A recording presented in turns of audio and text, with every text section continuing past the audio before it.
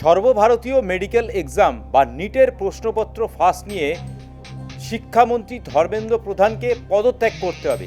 এই দাবিতে গত ২৪ দিন ধরে লাগাতার আন্দোলন হচ্ছে গোটা দেশ জুড়ে। দিল্লির যন্তর মন্তরে যেভাবে সোমবার দেখা গেল যে ককরোচ জনতা পার্টি বা সিজেপি তারা আন্দোলনে সামিল হলেন এবং তাদের আন্দোলনকে ছত্রভঙ্গ করতে দিল্লি পুলিশ যেভাবে লাঠিচার্জ করেছিল, তার ফলে যে আহত হয়েছিল বেশ কিছু এই ককরোচ পার্টির কর্মী। এবং একদিকে যেমন ককরোচ পার্টির এই আন্দোলন যন্তর মন্তরে, ঠিক পাশাপাশি রাহুল গান্ধী, প্রিয়াঙ্কা গান্ধী তারা প্রধানমন্ত্রীর বাসভবনের সামনেও বিক্ষোভ দেখালেন একই দাবিতে। এরপরেই কিন্তু দেখা গেল যে প্রধানমন্ত্রী যারা এতদিন ধরে এই প্রশ্নপত্র ফাঁস নিয়ে সেই অর্থে প্রধানমন্ত্রী বা শিক্ষামন্ত্রী কোনো ধরনের বা কোনো কেন্দ্রীয় শীর্ষ নেতৃত্ব তারা এ বিষয়ে এতদিন পর্যন্ত কোনো বিবৃতি দেয়নি। এই প্রথম দেখা গেল, যেটা সূত্রের খবর, এনডিএর সাংসদদের নিয়ে প্রধানমন্ত্রী একটি বৈঠক করেন এবং সেই বৈঠকে প্রধানমন্ত্রী কিন্তু একটা বার্তা দেন। সেই বার্তা ছিল যে প্রধানমন্ত্রীর এই গুরুত্বপূর্ণ বৈঠকে প্রধানমন্ত্রী বলেন যে প্রশ্নপত্র ফাঁসের মতো মহাপাপের সঙ্গে যারা জড়িত তাদের কাউকেই রেয়াত করা হবে না। এটা কোনো রাজনৈতিক দলীয় জায়গা হতে পারে না, এটা জাতীয় স্বার্থের বিষয়। ছোটদের যারা উস্কানি দিচ্ছেন তারা ছোটদের উস্কানি দেবেন না, ওদের সঠিক পথ দেখান, এমনটাই কিন্তু এই বৈঠকে মন্তব্য করেছেন প্রধানমন্ত্রী।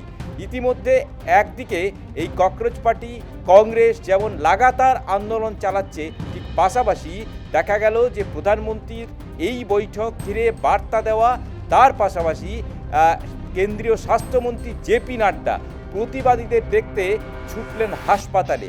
অর্থাৎ এই ক্রমশ উত্তাল হয়ে যাওয়া, বলা যায় যে নিটের প্রশ্নপত্র ফাঁস নিয়ে যেভাবে একের পর এক আন্দোলন হচ্ছে দিল্লি জুড়ে, গোটা দেশ জুড়ে, আর সেই আন্দোলন যাতে আর হাতের বাইরে বা আয়ত্তের বাইরে চলে না যায়, এরপর কিন্তু পদক্ষেপ নিচ্ছে কেন্দ্রীয় সরকার। এবং সে কারণেই প্রধানমন্ত্রীর তড়িঘড়ি এই বৈঠক, এবং সেই বৈঠকে একাধিক বার্তা প্রধানমন্ত্রী দিলেন এবং আশ্বস্ত করলেন যে ভবিষ্যতে এই ধরনের, অর্থাৎ এই নিট বা এই ধরনের কোনো পরীক্ষার প্রশ্নপত্র ফাঁসের ব্যাপারে সরকার বা এই সংশ্লিষ্ট দপ্তর যথেষ্ট সতর্ক থাকবে, এমনটাই কিন্তু বার্তা দেওয়া হয়েছে।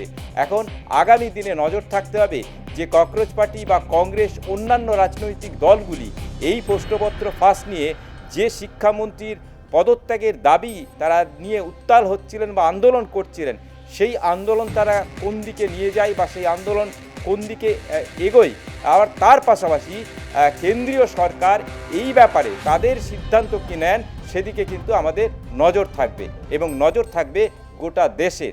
Sukamal Ghosh, news time digital.